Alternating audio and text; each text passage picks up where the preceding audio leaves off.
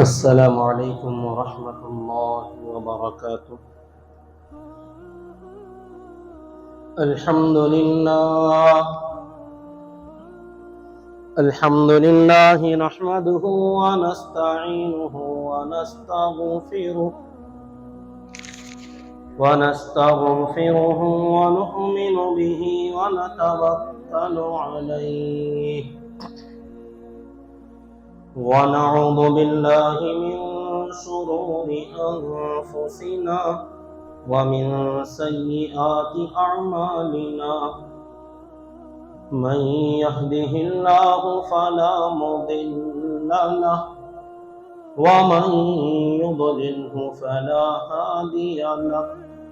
وأشهد أن لا إله إلا الله وحده لا شريك له.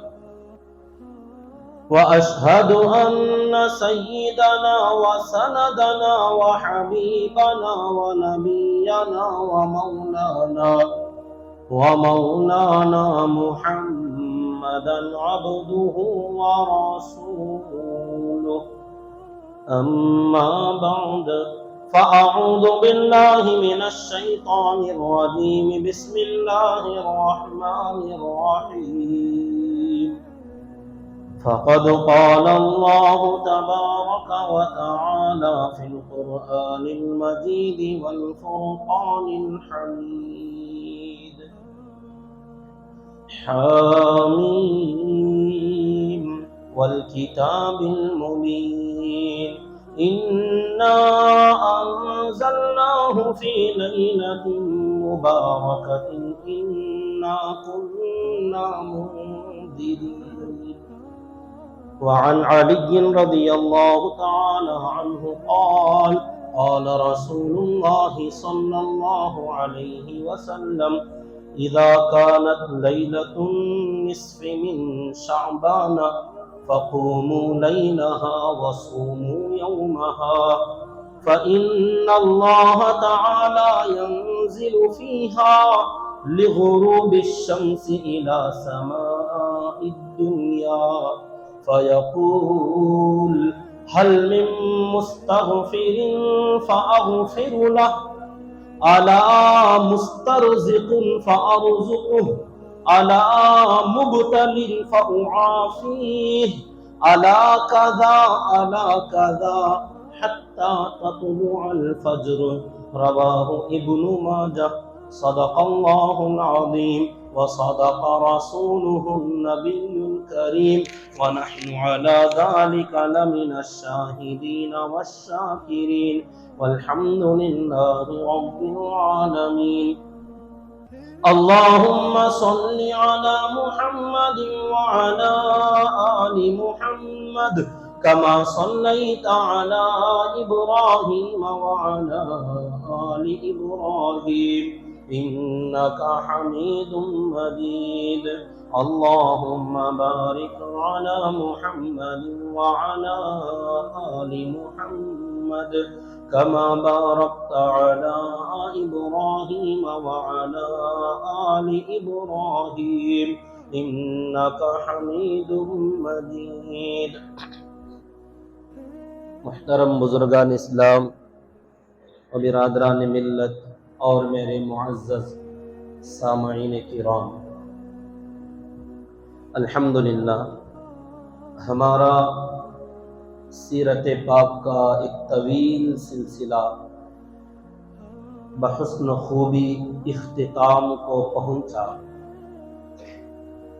اب ہمارے سامنے ماہ رمضان المبارک کی آمد ہے۔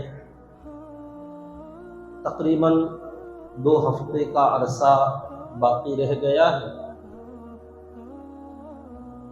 جو ایمان والوں کے لیے بہت ہی سنہرا موقع ہے، جو اللہ تعالیٰ نے اس امت کو خاص کر یہ ماہ رمضان جیسی دولت اور اس کے اندر کی جو خصوصیتیں عطا فرمائی ہیں، اسے دیکھتے ہوئے یقیناً اس مہینے کا انتظار ہر آخرت کے شوقین کو، آخرت کے فکر مند بندے کو رمضان کی تلاش اور اس کی طلب اور اس کی فکر اور اس کی چاہت ضرور ہوتی ہے اور ہونا بھی چاہیے، کیونکہ یہ جناب رسول اکرم صلی اللہ علیہ وسلم کی عادت شریفہ ہے کہ آپ خود رمضان کا بڑا اہتمام فرماتے۔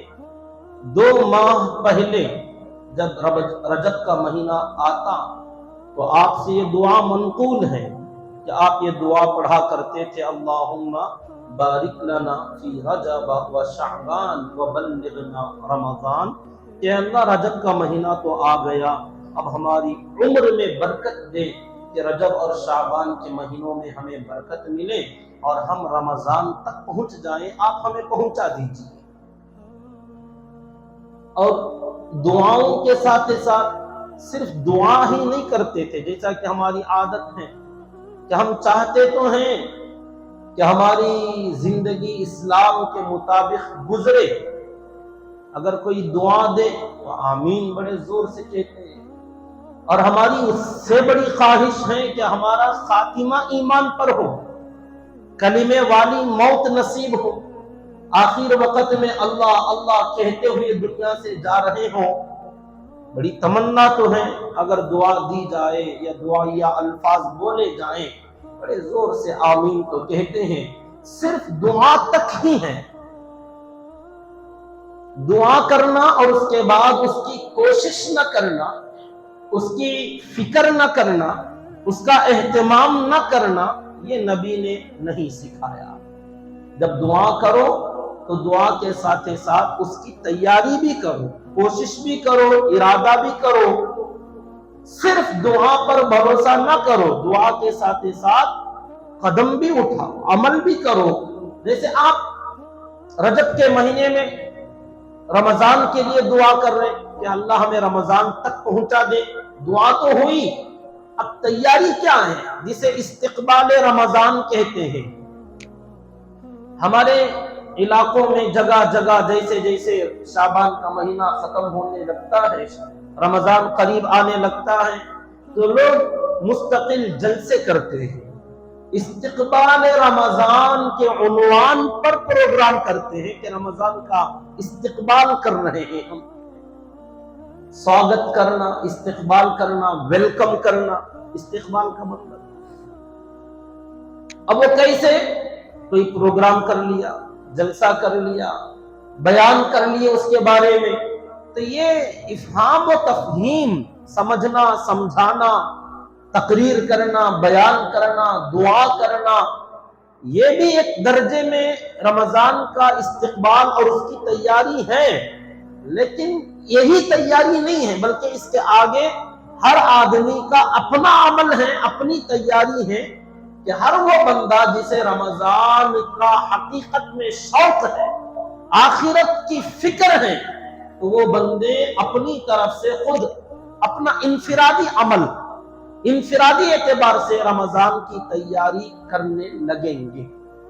جیسے اللہ کے نبی صلی اللہ علیہ وسلم کی عادت شریفہ احادیث میں موجود ہے کہ آپ جیسے ہی شعبان کا مہینہ آتا، روزے رکھنے کی مقدار آپ کی بڑھ جاتی تھی، ویسے ہر مہینہ آپ روزہ رکھا کرتے تھے،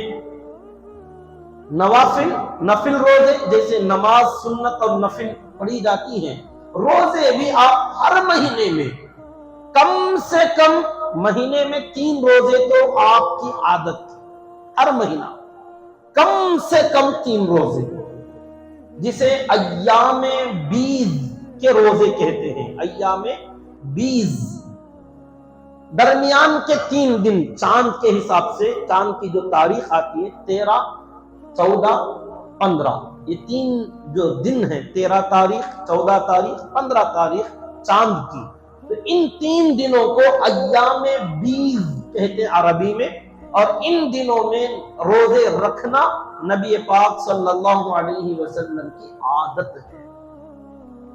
ان 3 دنوں کے علاوہ بھی وقتاً فوقتاً آپ نفل روزے رکھا کرتے تھے، لیکن اما عائشہ رضی اللہ تعالی عنہ فرماتی ہیں جب شعبان کا مہینہ آتا تو آپ کے روزے رکھنے کی عادت بہت بڑھ جاتی، رمضان کے علاوہ کوئی مہینہ ہم نے شعبان سے زیادہ روزے رکھتے ہوئے ہم نے ہمارے نبی کو کسی مہینے میں نہیں دیکھا۔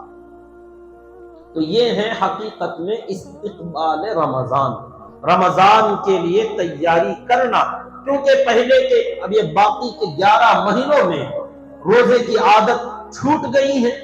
اب اچانک رمضان آ جائے تو روزے رکھنے لگ جائیں تو بندے کو کہیں بہت زیادہ بوجھ نہ ہو جائے، تکلیف نہ ہو جائے، اٹھنے میں پریشانی سحری کے وقت میں نہ ہو جائے، اس لیے شروع سے ہی دن پہلے روزوں کا اہتمام کیا جائے تاکہ آگے آنے والا مہینہ اور اس کے اندر کا موسم، دن کا وقت کتنا لمبا ہے اور اس میں تکلیف کیسی ہوتی ہے، اس کے حساب سے بندے کو روزہ رکھنے کی ایک عادت سی بن جائے رمضان کے آنے سے پہلے۔ اس لیے تقریباً کبھی آپ پورا شعبان کا مہینہ روزہ رکھ لیتے تھے، پورا شعبان، کبھی کبھار چند دن چھوڑ دیتے، اور امت کو حکم دیا کہ شعبان میں اکثر دن روزہ رکھ لیا کرو، مگر آخر کے دنوں میں جیسے جیسے رمضان قریب آ جائے تو وہ آخر کے 3-4 دن کا جو وقت ہے اس میں روزہ نہ رکھو، تاکہ کہیں تمہاری صحت خراب نہ ہو جائے، بیمار نہ پڑ جاؤ، یا جو چاند کی تاریخ میں کوئی گڑبڑی ہو جائے تو تم ڈاؤٹ کے ساتھ، شک کے ساتھ روزہ نہ رکھو۔ اس لیے وہ آخر کے 2-3 دن چھوڑ دو، جیسے رمضان کی پکی تاریخ معلوم ہوئی وہاں سے روزے کی شروعات کرو۔ تو یہ جو ہے حقیقت میں استقبال رمضان کی تیاری کرنے کا ایک طریقہ، صرف دعا نہیں، صرف دعا کر رہے ہیں اللہ رمضان دے دے، رمضان دے دے، کوئی تیاری نہیں ہے۔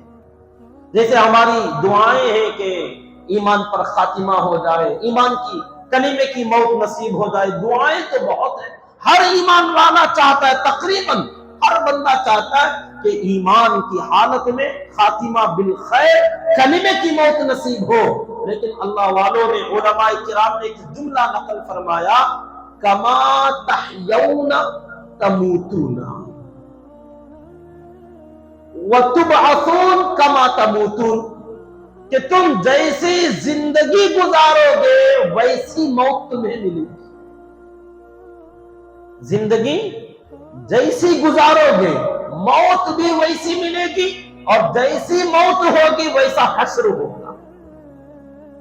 اب خواہش تو ہے کہ کلمے والی موت ملے، مگر زندگی کلمے سے ہٹ کر، ایمان کے تقاضوں سے ہٹ کر، نماز ہمیں پسند نہیں، روزہ ہمیں پسند نہیں، قرآن کی تلاوت سے کوئی شوق نہیں، ذکر کا کوئی وقت نہیں، فرصت نہیں، اور تمنا ہے کہ ایمان پر کلمے کی موت نصیب ہو جائے، تو یہ کیسے ہوگا؟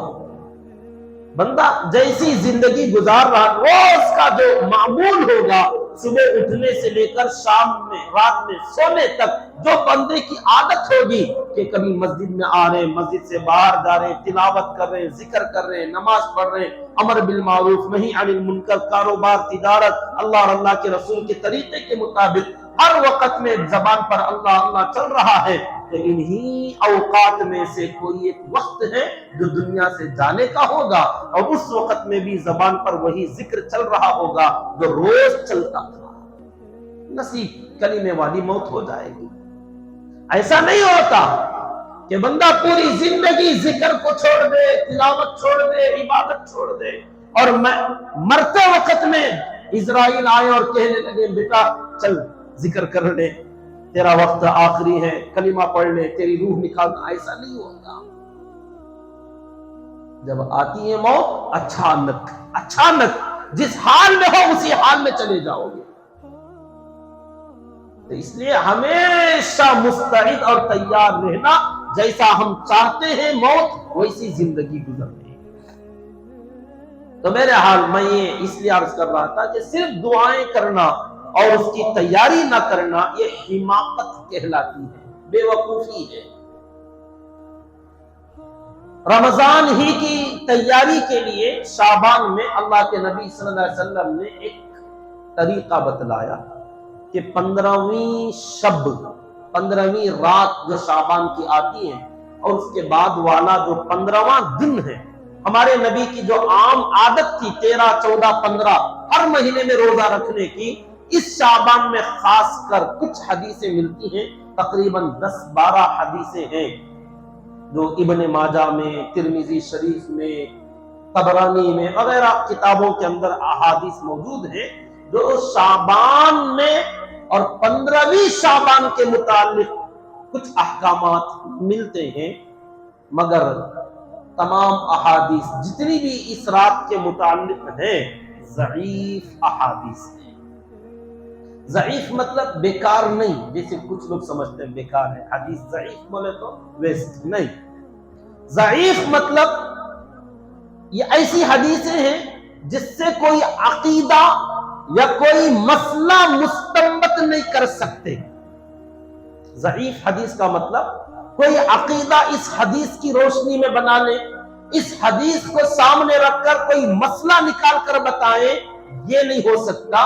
البتہ فضیلت ثابت کر سکتے، فضیلت کے لیے ضعیف احادیث معتبر مانے گئے۔ یہ محدثین کا اصول ہے کہ فضائل اعمال کی فضیلتوں کے سلسلے میں ضعیف احادیث سے بھی کام لیا جا سکتا ہے۔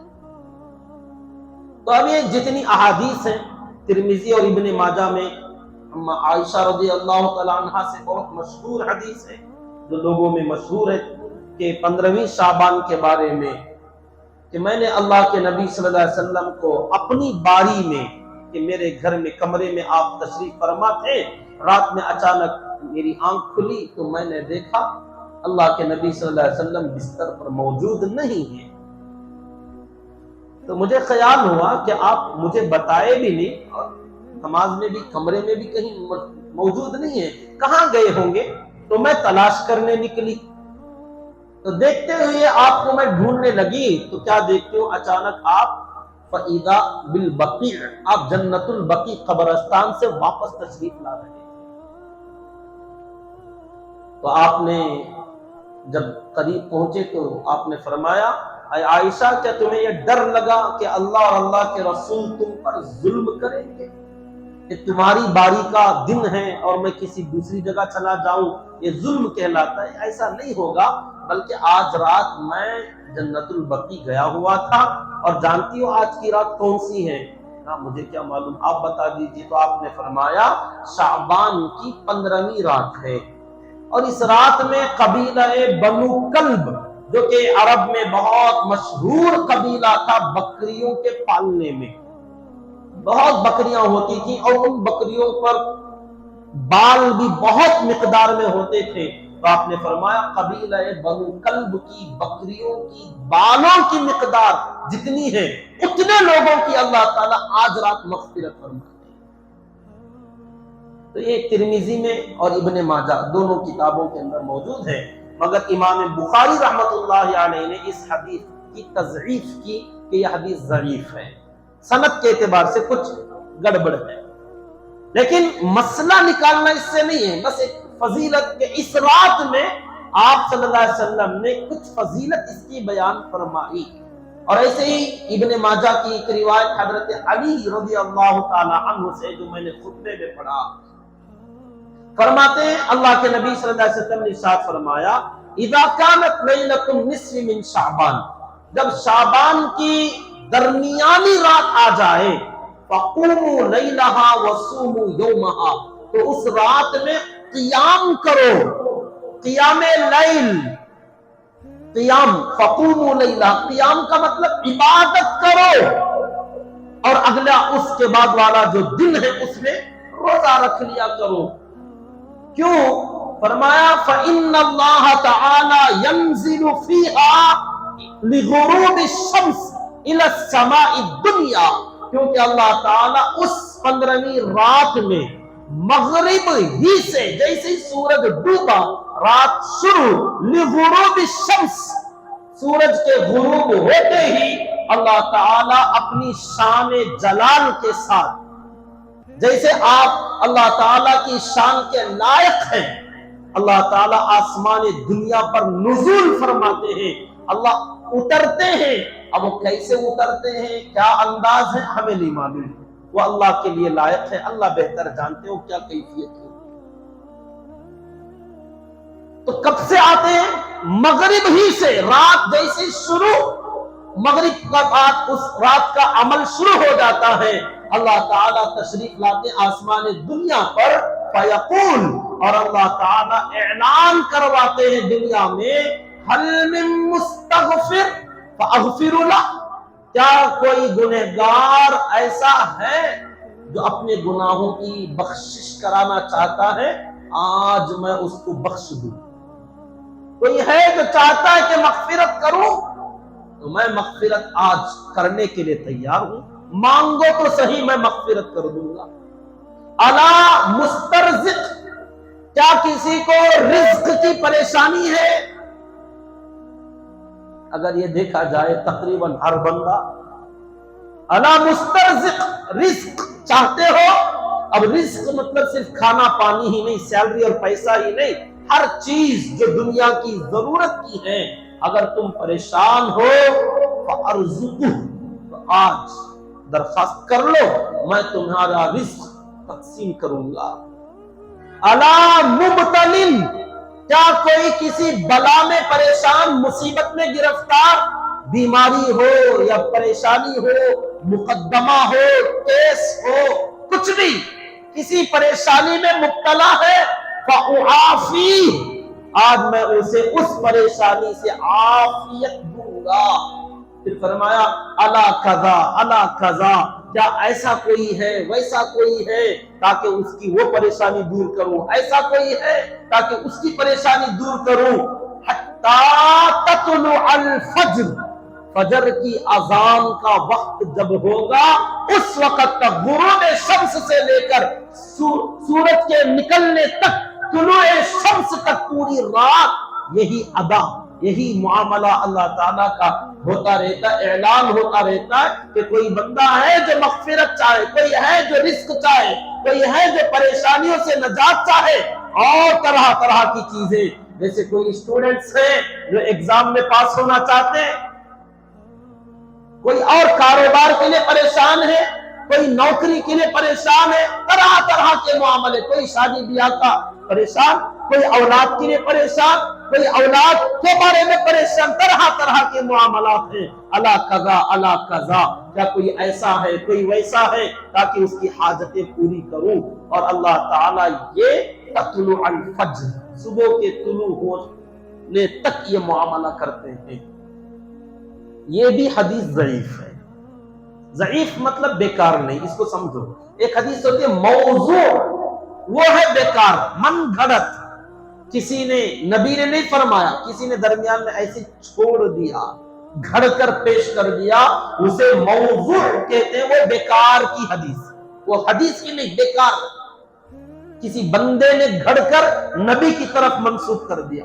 ضعیف مطلب نبی ہی کی حدیث ہے، مگر یہ جو بولنے والے اساتذہ ہیں نا، چین لنک جو تھی نا حدیث کی، اس میں کوئی ایک استاذ درمیان میں ایسے آ گئے، ان کے اوپر اس زمانے کے لوگ بھروسہ نہیں کرتے تھے، انہوں کبھی اچھی بات بولتے، کبھی بری بات بولتے، کبھی یہ بھول جاتے، طرح طرح، زیادہ بڑی غلطیاں نہیں، ہمارے زمانے کے حساب سے نہیں، اس زمانے کے حساب سے، جیسے یہ حدیث بولنے والے حضرت کبھی کسی مارکیٹ میں، بازار میں، دکان پر کھڑے ہو کر کچھ کھا لیا، لوگوں نے دیکھا کہ وہ پر انہوں نے کچھ کھایا، تو کہتے تھے ان کی حدیث ضعیف ہے، یہ آدمی اتنا عمل والا نہیں۔ اب ہم سمجھتے یہ تو ہم روز کرتے، ہمارا تو روز کا معمول ہے، راستوں پہ، چوراہوں پہ کھڑے ہو کے کھانا۔ اس زمانے میں یہ تقوی کے خلاف تھا، اور جو بندہ اس عمل میں تقوی کے خلاف کرے گا، وہ حدیث میں کیا احتیاط کرے گا؟ کہتے وہ حدیث اگر بولے تو مت لینا، یہ عمل اس کا اچھا نہیں ہے۔ کبھی تھوڑا سا ڈاؤٹ کرتے تھے کہ حضور نے ایسے فرمایا یا ویسے بس ایک دن ایسے بول دیا، اگلے دن تھوڑا سا لفظ چینج کر دیا، تو لوگ کہتے تھے ان حضرت کی حدیث تھوڑا لینے میں پرہیز کرو، یہ الفاظ تب بدلتے رہتے ہیں، حافظہ مضبوط نہیں ہے۔ بس اتنی چھوٹی سی بات۔ اس حدیث کو کہتے تھے ضعیف. اس میں ایک آدمی، پورے نہیں، کوئی ایک 10-15 اساتذہ محدثین ہیں، اس میں سے ایک آدمی اگر ایسا آ گیا تو کہتے یہ حدیث ضعیف. حدیث کمزور نہیں، اس بولنے والے مولانا، استاذ، محدث کی وجہ سے حدیث میں کمزوری آ جاتی تھی. تو بہرحال فضائل کے اندر جب ایسی حدیثیں 10-15 حدیثیں اگر موجود ہیں تو اس کی فضیلت مطلقاً ثابت ہے. ایسا نہیں جیسے غیر مقلدین اہل حدیث کہنے والے اپنے آپ کو، وہ کہتے ہیں کہ آج کی رات کی کوئی فضیلت نہیں ہے کیونکہ صحیح حدیث موجود نہیں ہے تو یہ بیکار کی حدیثیں ہیں، نعوذ باللہ. تو اس رات میں کوئی بھی عمل حدیث سے ثابت نہیں، اس لیے شب برات 15ویں رات کی عبادت کو وہ لوگ بدعت کہتے ہیں، خرافات میں شمار کرتے ہیں. اور کچھ وہ بندے ہیں جنہوں نے شب معراج کو بھی شب برات سے بھی بڑا بنا لیا، جبکہ شب معراج کے بارے میں کوئی حدیث نہیں، فکس ہی نہیں، متعین ہی نہیں ہے کہ کس رات میں معراج میں گئے تھے اور اس رات میں عبادت کیا کرنا ہے، کیسے کرنا، کوئی حدیث نہیں. یہ ایکسٹرا اوور ہو گیا، غلو کر دیا. خیر چلیے، اس رات میں جو عبادت کے متعلق احادیث ہیں کہ رات میں قیام لیل کرو، اگلے دن صوم نہار، دن کا روزہ رکھ لو. اب اسے کچھ لوگوں نے اتنا بڑھا دی، اسی لیے ہم کہتے ہیں کسی ابھی عمل میں نہ غلو جائز ہے نہ تفریط جائز ہے. افراط بھی نہیں، تفریط بھی نہیں. حد سے زیادہ بھی مت کرو، حد سے کم بھی مت کرو، جتنا ہے اتنے پہ رکھو. اب لوگوں نے اس کو اتنا بڑھا لیا کہ اس کو تو نام ہی دے دیا تہوار، عید،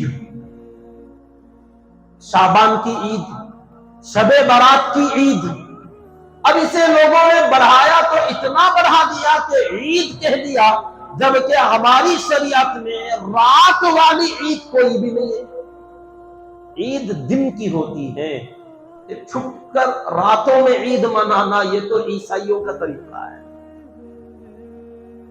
وہ راتوں میں عید کرتے ہیں. ہمارے یہاں دن میں عید علی الاعلان، چاہے وہ عید الفطر ہو یا عید الاضحیٰ ہو یا جمعہ کا دن ہے، عید المؤمنین دن میں ہے، رات میں نہیں.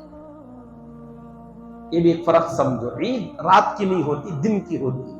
اور دوسری بات، راتوں میں جو فضیلتیں آئی ہیں جیسے یوم عرفہ یا عید والی رات، چاہے وہ عید الفطر ہو یا عید الاضحیٰ یا جمعہ والی رات یا ایسے ہی شب قدر، شب برات، یہ جو خاص کر جو راتیں متعین ہیں، ان راتوں میں عید نہیں ہوتی، البتہ عبادت ہوتی ہے. عبادت والی راتیں ہوتی ہیں، عید والی راتیں نہیں. یہ فرق اگر نہ رہے تو اسی لیے لوگوں نے اس کا نام عید رکھا. تو میں نے پہلے بھی کئی مرتبہ بتایا، جب نام رکھ دیا جاتا ہے تو اس کا اثر بھی پڑتا ہے. جب عید عید لوگوں نے کہنا شروع کیا، اب یقیناً عید کی طرح تیاری بھی کرتے اس کی، کپڑے، جوتے جیسے عید کے لیے ہیں ویسے اس کے لیے، کیونکہ عید ہے. اب لوگ مستقل پوچھتے ہی عید سے کہ حضرت شعبان کی عید کب، عید کا روزہ کتنے رکھنا، سو سوال ہی ہو ہے کہ عید، یہ عید ہے ہی نہیں، نہ قرآن میں نہ حدیث میں، نہ کسی نے بھی اس کو عید نہیں کہا، بلکہ یہ عبادت والی رات. اس عبادت میں بھی اختلاف ہے کہ کرنا کہ نہیں کرنا. تو سب سے پہلی بات تو یہ عید نہیں. جب وہ عید کا لفظ کہا تو لوگوں نے بچوں کے لیے، اپنوں کے لیے، بڑوں کے لیے کپڑے وغیرہ بنانے کی تیاری، اور اسی کے ساتھ ساتھ کچھ الگ سے اسپیشل پکوان، حلوہ، پوری، پتہ نہیں لوگوں سے ہم نے سنا، کتابوں میں لکھا کچھ علاقوں میں لوگ شعبان کا اسپیشل پکوان بھی پکاتے کرتے، ہمیں معلوم نہیں کرتے ہوں گے. لوگوں نے من گھڑت گھڑ کے دے دیا. چند سال پہلے ایک بات آئی تھی کہ شعبان کا، پہلے ہم سنتے تھے اس کی نماز شعبان کی رات میں، 15ویں رات میں ایک الگ سے نماز کچھ کتابوں میں لکھا گیا ہے کہ 2 رکعت نماز، 4 رکعت نماز، پہلی رکعت میں یہ سورہ 15 بار پڑھو، 50 بار پڑھو، اگلی رکعت میں یہ سورہ پڑھو، اسے اتنی مرتبہ پڑھو، پوری زندگی کے گناہ معاف۔ ایسی کوئی بھی نماز نہیں ہے، بیکار کی بات ہے، کوئی نماز نہیں ایسی جس میں 1 رکعت میں ایک ہی سورہ اتنے بار پڑھنا، حدیث میں کوئی روایت نہیں ایسی۔ نفل عبادت ہے، مرضی آپ کی، جتنا آپ کو آتا، فَقْرَؤُوا مَا تَيَسَّرَ مِنَ الْقُرْآنِ، جس کو جتنا قرآن آسانی سے پڑھنا آتا ہے، یاد ہے، اتنا پڑھو۔ پورا قرآن آتا ہے تو جتنا پڑھ سکتے ہو اتنا پڑھو، تمہاری مرضی۔ نفل عبادت ہے، وہ عبادت ہی ضروری نہیں ہے، ایکسٹرا عبادت ہے، نفل ہے، تو اس میں کیا پڑھنا یہ بھی متعین نہیں، آپ کی مرضی، جتنا پڑھ سکتے ہو اتنا پڑھو، جتنی نفلیں پڑھ سکتے ہو اتنی پڑھو۔ تو لوگوں نے جیسے عید کا نام دیا تو اس کے لیے تیاریاں دیں، اس کے لیے رات میں کچھ حلوے پکانے کا ماحول بنایا، اسی کے ساتھ ساتھ لوگوں نے عبادت بھی گھڑ کے دے دی، آج کی رات کی نماز اس طریقے سے پڑھی جائے گی جو کہ غلط ہے۔ اس کے بعد ایک اور چیز چل رہی ہے کہ 15ویں رات کا اسپیشل غسل بھی ہے۔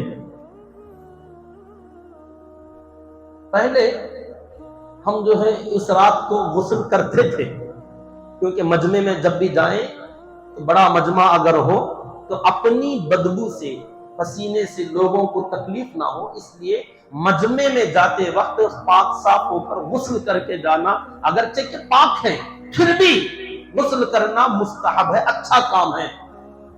تو جب سے یہ حدیث لوگوں نے گھڑ کر سنائی ہے، اس قسم کا غسل ہے، بعد میں لوگوں نے کہا یہ حدیث تو نہیں ہے، بزرگوں کا عمل ہے، کسی بزرگ نے کہا ہے۔ تو جب سے یہ بات آئی تو ہم نے خاص کر اس رات کا غسل کرنا ہی چھوڑ دیا۔ تو کیا کہ بیر کے پتے ڈالنا، اس طریقے سے سر پر پانی اتنے لوٹے بہانا، دانے کندھے پر اتنے ڈالنا، بائیں کندھے پر اتنے ڈالنا، ایسے کر لیے تو پورے گناہ معاف یا پوری زندگی کے لیے بیماری نہیں ہوگی، یہ بیکار کی بات ہے، کچھ نہیں۔ کر لو غسل معمولی، جیسے مجمع میں جا رہے ہیں پاک صاف ہو کر جائیں، کوئی پاک صاف لباس پہن کر آئیں، اور ویسے بھی اس رات میں مجمع جمانے کی بھی اجازت نہیں ہے، بھیڑ اکٹھا کرنا، مجمع جمع ہو جانا جیسے مسجدوں میں ہوتا ہے۔ اسی مجمع کے لیے عشاء کی نماز بھی تاخیر، جبکہ ہم نے حدیث ابھی پڑھی کہ غروب شمس، مغرب سے رات شروع، اور مغرب سے وہ فضیلت شروع ہے جو اس رات میں ملنے والی ہے۔ اللہ تو مغرب میں آ رہے، حدیث میں آیا اللہ آسمان دنیا پر اترتے ہیں اور اعلان کرنا شروع ہو گئے، کب سے؟ مغرب سے۔ بندے مسجد میں آتے کب سے؟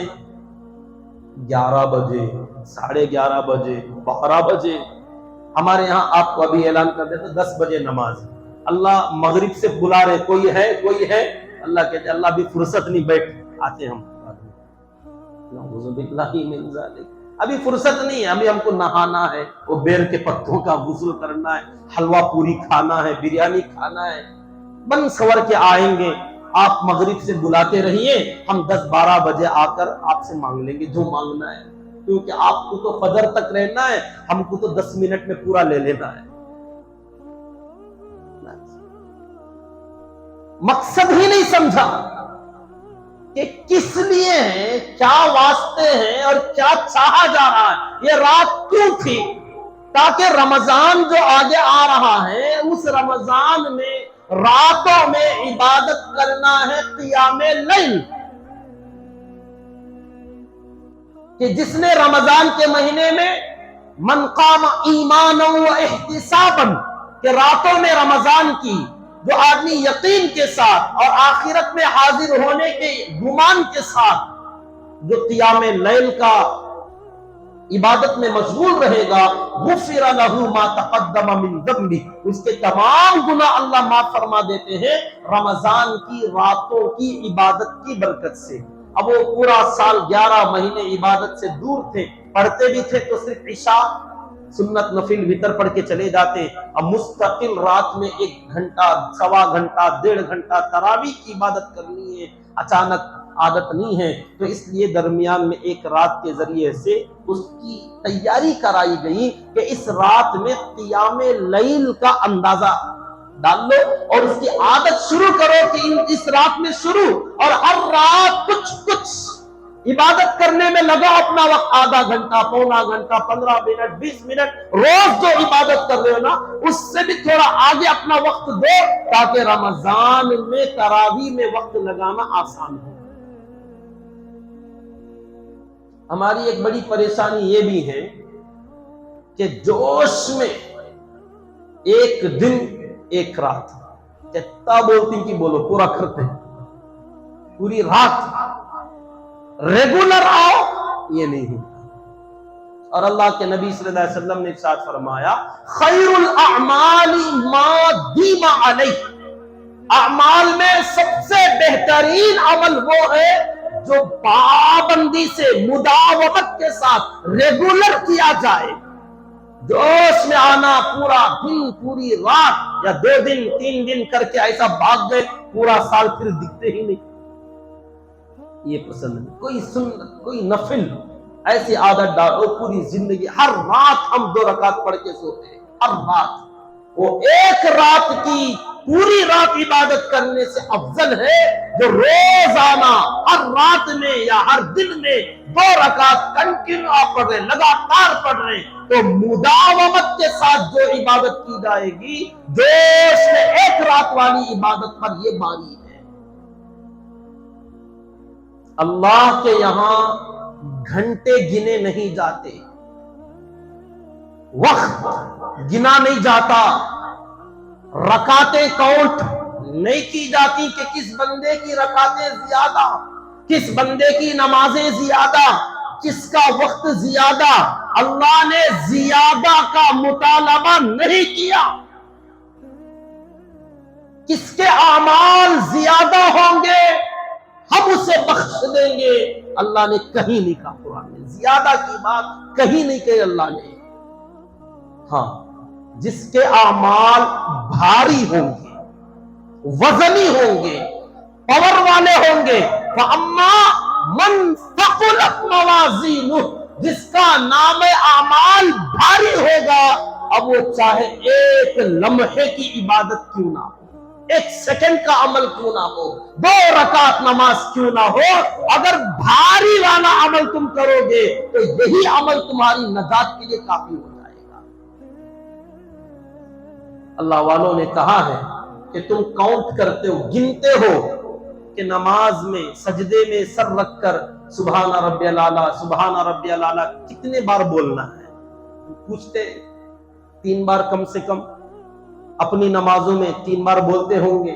امام کے ساتھ اگر آؤ تو شاید ہمارے ساتھ کچھ لوگ 11 بار بھی بولتے، 15 بار بھی بولتے، پھر بھی سجدہ ہمارا پورا نہیں ہوتا، جبکہ ہم اپنے سجدے میں 3 ہی بار بولتے ہیں.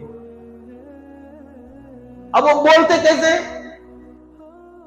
ایک مشن لگا لیا ہے، کاؤنٹ کرتے چلے جانے، سبحان ربی الاعلیٰ سبحان ربی الاعلیٰ سبحان ربی الاعلیٰ سبحان ربی الاعلیٰ. کیا ہے، کیا بول رہے ہو؟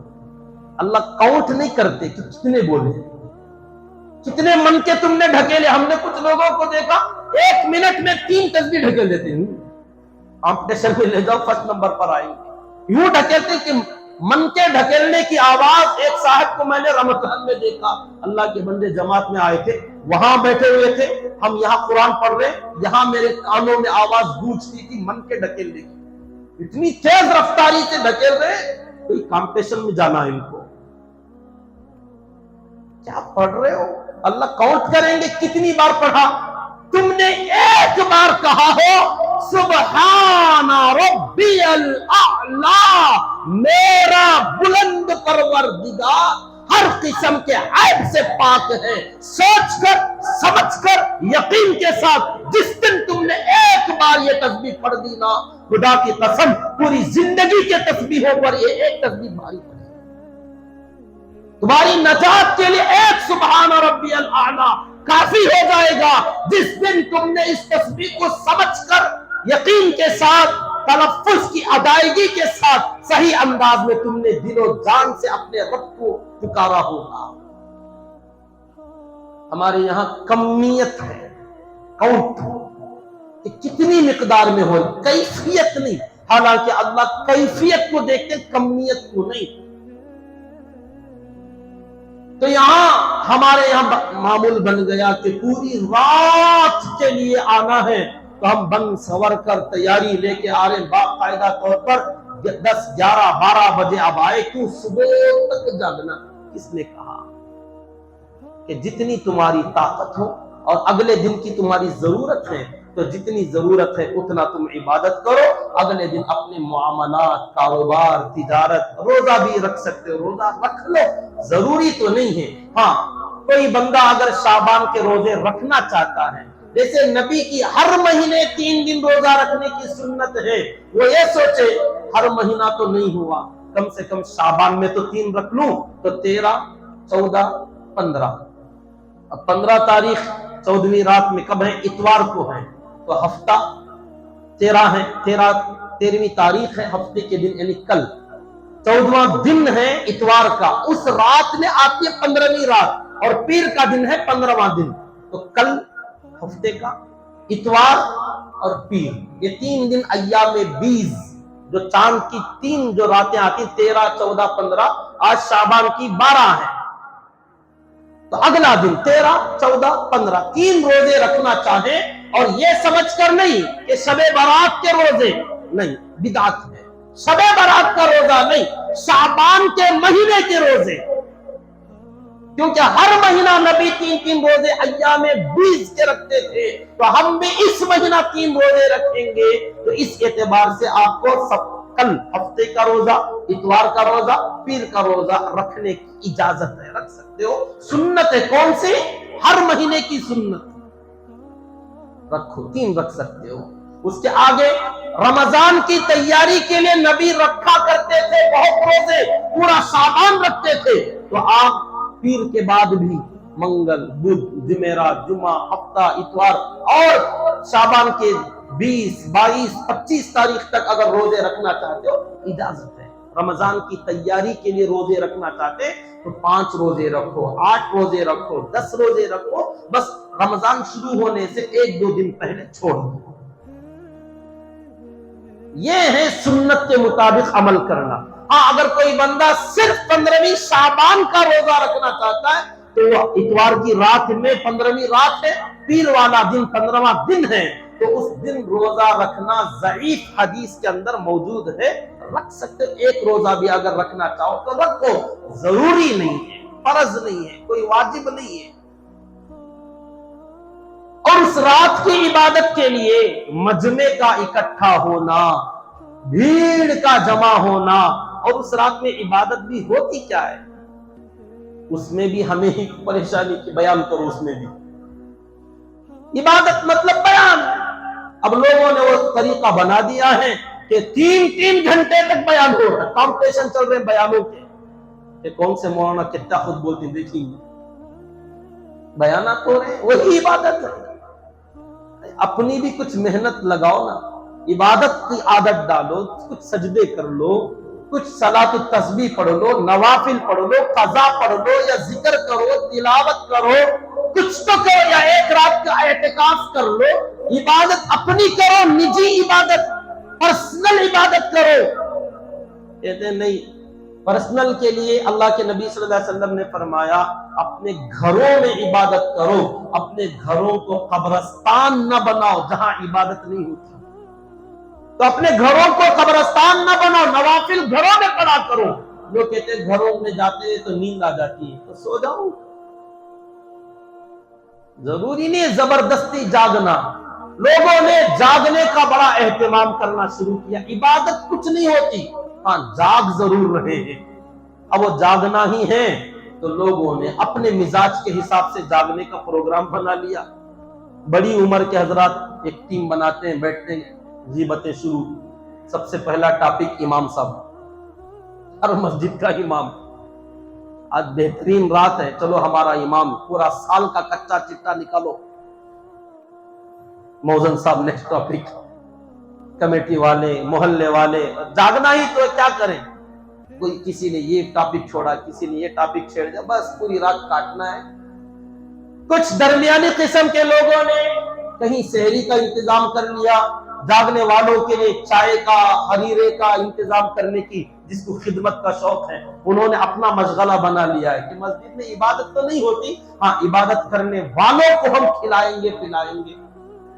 کچھ لوگوں نے پان بیڑا بیڑی سگریٹ ہوٹل کھول لیے رات بھر. نوجوان یہ کہتے یہ رات تھی اصل جاگنے کی, سب سوئے ہوئے ہیں, سڑکیں خالی ہیں, گلیاں خالی ہیں, چلو اپنی جوانی دکھاتے ہیں. ٹو ویلر ملے جس کو ملنا ٹو ویلر لے لیا, سائیکلیں ملی تو سائیکل لے لیے, کچھ نہیں ملا تو کسی کا ساتھی بن گیا پیچھے بیٹھ کر اپنا پچھواڑا گھسوانے کے لیے. کیا کرتے ہیں, پیچھے بیٹھے ویلنگ کیا, یہ پیچھے والا نیچے گرا پورا گھس گیا. ہوتا یہی تو ہے. نوجوان کر کیا رہے ہیں, ویلنگ کر رہے ہیں. رات میں جاگنا ہے تو بزرگوں کے جاگنے کا مشغلہ الگ, بڑوں کے جاگنے کا مشغلہ الگ, علماء کے لیے بیان کا مشغلہ الگ, دکانداروں کے لیے ان کا مشغلہ الگ, نوجوانوں کے لیے ان کا مشغلہ الگ. اب جن بچوں کو نہ سائیکل ملے نہ گاڑی ملی, انہوں کیا کس کے گاڑیاں ہی کی لائٹاں پھوڑیں گے. اسٹریٹ لائٹاں پھوڑو, نشانے لگاؤ, کھڑکیاں پھوڑو. ہوتا یہی تو ہے, یہی تو کر رہی امت. اور کیا جاگنا ہے, مزہ ہے, عبادت ہے, عبادت نہیں عید ہے, عید ہے. کچھ خوشیاں مناتے, ہماری خوشی کسی کو نقصان پہنچانے میں تو خوشی مناؤ, کسی کی خوشی ویلنگ میں تو ویلنگ کرو, کسی کی خوشی غیبت میں غیبت کرو, کسی کی خوشی خدمت میں خدمت کرو. عبادت میں کوئی نہیں. اور جو یہاں رہتے کوئی سویا ہوا ہے, کوئی موبائل چلا رہا ہے, عبادت نہ دعوت صفر. اصل میں تو قوموا لیلہا, اس رات کی عبادت ہے. عبادت کرو, جتنی کر سکتے ہو کرو, تھک گئے جا کے سو جاؤ, اگلے دن کی تیاری کرو. روزہ رکھ سکتے ہو روزہ رکھو, نہیں کاروبار میں جانا ہے کاروبار میں جاؤ. ہاں بس رمضان کے لیے تیاری کرتے رہو. یہ صرف ایک رات کی بات نہیں ہے, روزانہ دن میں رات میں رمضان کی تیاری یہ ہے کہ آپ قرآن کی تلاوت, کچھ نفلوں کی تلاوت, ایکسٹرا عبادت, اور مسجد میں بیٹھ کر اپنا وقت گزارنے کی کوشش. راتوں میں اللہ کے یہاں عبادت کرنے, رمضان میں کرنا ہے اصل میں. اس کے لیے تھوڑا سا وقت نکالنا, اپنے کاروبار کو آگے پیچھے کرنے کی ترتیب بنانا. یہ ہے آج کی اس رات کا خلاصہ. اب بعد میں لوگوں نے جب بہت سارا وقت گزار لیا, چلو یار مسجد میں بیٹھے بیٹھے تھک گئے, اب کیا کرتے ہیں, وہ نبی کی ایک سنت ہے, کون سی, قبرستان گئے تھے نا, جاتے وہاں ایک ہوٹل ہے, کہتے اچھا حریرہ ملتا وہاں, چلو قبرستان جانے کی سنت بنا لی. نبی نے اتنی 63 سال کی زندگی میں, اما عائشہ رضی اللہ تعالیٰ عنہ فرماتی, ایک رات میری باری میں نے اپنے نبی کو نہیں دیکھا, پتہ نہیں کہاں گئے, ڈھونڈنے نکلی تو آپ قبرستان سے آ رہے تھے. بس ہے نا حدیث میں, ایک مرتبہ کا عمل, وہ بھی سنگل, اکیلے گئے تھے, نہ بازو والوں کو بتایا, نہ صحابہ کو لیا, نہ کسی کو جمع کیا. ہر سال کا بھی واقعہ نہیں ہے. اب یہاں باقاعدہ مسجدوں میں امام صاحب کو بولتے ہیں, برابر 2 بجے گئیں گے مولانا, پوری ٹیم لے کر باقاعدہ اپنی اپنی مسجد کی ٹیم جا رہی ہے. سنت پر عمل, کون سی سنت؟ ویسے تو قبرستان جانا ہمارے نبی کا اکثر مشغلہ تھا. جیسے میں نے بتایا تھا وفات کا واقعہ, وفات کے وقت میں مرض وفات جو نبی کا شروع ہوا, واقعہ کیا تھا, آپ قبرستان گئے تھے, وہیں پر آپ کو درد سر شروع ہوا تھا, اور وہاں سے آپ تشریف لائے تو وارأسا وارأسا, آئے میرا سر, آئے میرا سر کہتے آئے. تو پتہ چلا اکثر قبرستان نبی جایا کرتے تھے. یہ شب برات میں قبرستان جانا کوئی خاص عمل نہیں ہے, جاتے رہو, دن میں جاؤ، رات میں جاؤ، جمعرات کو جاؤ، جمعہ کو جاؤ، تاکہ قبرستان جانے سے آخرت کی فکر ہو، اپنی قبر یاد آئے، اپنا مرنا یاد آئے، اپنی دنیا کا چھوٹنا یاد آئے۔ مگر ہم دیکھتے قبرستان میں بھی لوگ جوک بول رہے ہیں، کس سے کہانیاں سنا رہے ہیں، ہنس رہے ہیں۔ قبرستان کیا ہے؟ بلکہ ایک باقاعدہ ٹور کا ایک جگہ بنا دیا، پکنک کی ایک جگہ بنا دی، لیکن کیا سوار دیے، ہوٹل کیا بنا دیے، بیڑی سگریٹ کیا چل رہے ہیں، لوگ یہ وہاں خیر خیریت پوچھ رہے ہیں۔ اچھے ہی یہاں اچھے اچھوں کی بگڑنے کی جگہ ہے، یہ تمہارے جیسے اچھے اچھے چلے گئے یہاں پر، وہاں جا کر ایک دوسرے کی خیریت پوچھ رہے، باقاعدہ ہنس رہے، موبائلوں کے اندر ڈسکس ہو رہے لوگوں کے، پلانس بن رہے قبرستان میں جا کر۔ تو پھر قبرستان جانے کا فائدہ کیا ہے؟ کچھ پڑھنا، سورے پڑھنا۔ ہم نے اچھے اچھے لوگوں کو دیکھا، اپنے چہیتے ان کے قبرستان، ان کی قبر بن رہی ہے، کسی کے باپ کا جنازہ ہے، ماں کا جنازہ ہے، بھائی کا جنازہ، بیوی کا جنازہ ہے، کتنے لوگوں کو ہم نے دیکھا کہ ان کی قبر بن رہی ہے، بازو کھڑے ہوئے ہیں، کچھ کر بھی نہیں رہے، ہیلپ بھی نہیں کر رہے، دفنانے میں شامل نہیں ہے، ایک سورہ پڑھنے کی توفیق نہیں۔ ایک سورہ، الحم کا سورہ کم سے کم آتا پڑھیں، جب تک وہاں ہیں 100 بار پڑھیں، اپنے باپ کے لیے بخش کر آئیں، نہیں آتا ہے نا امام صاحب۔ وہاں جانے کے بعد کم سے کم اتنے سارے قبرستان والے ہیں، کسی ایمان والے کے آنے پر ان کو خوشی ہوتی ہے کہ ایک ایمان والا بندہ آیا ہے، کچھ پڑھ کے دے کر جائے گا۔ ان کے لیے یہی بہت بڑی دولت ہوتی ہے۔ پتہ چلے گا جب ہماری قبر بنے گی، ہماری قبروں پر بھی ویسے ہی لوگ آئیں گے جیسے تم جاتے ہو، وہاں جا کر بھی خیر خیریت، دنیا کی باتیں، قصے گوئیاں، کہانیاں، ان مردوں کے لیے کچھ پڑھ کر بخشنے کا، ایصال ثواب کرنے کا، یا کم از کم اپنی فکر آخرت۔ کچھ نہیں دیکھا ہم نے اس رات میں، تو خاص کر لوگ جاتے ہیں، بس ایک طریقہ ہے جانا اور آنا، ہنستے کھیلتے کودتے جا کر آ رہے۔ ایک تھے حضرت عثمان غنی رضی اللہ تعالیٰ عنہ، وہ بھی کبھی قبرستان جایا کرتے تھے، جب کبھی قبرستان گئے اتنا رویا کہ داڑھی آنسوؤں سے بھیگ جاتی، جب بھی جاتے روتے تھے۔ لوگوں نے پوچھا جنت اور جہنم کے تذکرے پر اتنا نہیں روتے، یہ قبرستان میں آ کر قبر کو دیکھ کر اتنا کیوں روتے ہو؟ آقا نے فرمایا ہے کہ یہ قبر آخرت کی تمام منزلوں کی پہلی منزل ہے، جو یہاں بچ گیا ہر منزل میں بچ جائے گا، جو یہاں نہیں بچے گا ہر منزل میں پھنس جائے گا۔ دنیا سے نکلتے ہی پہلی منزل قبر ہے، یہاں جو بندہ پار ہوا آگے کے سارے مراحل میں پار، جو یہاں پار نہیں ہوتا ہر جگہ پھنس جائے گا۔ اس لیے ڈر لگتا ہے کہ پتہ نہیں ہماری قبر کیا ہوگی۔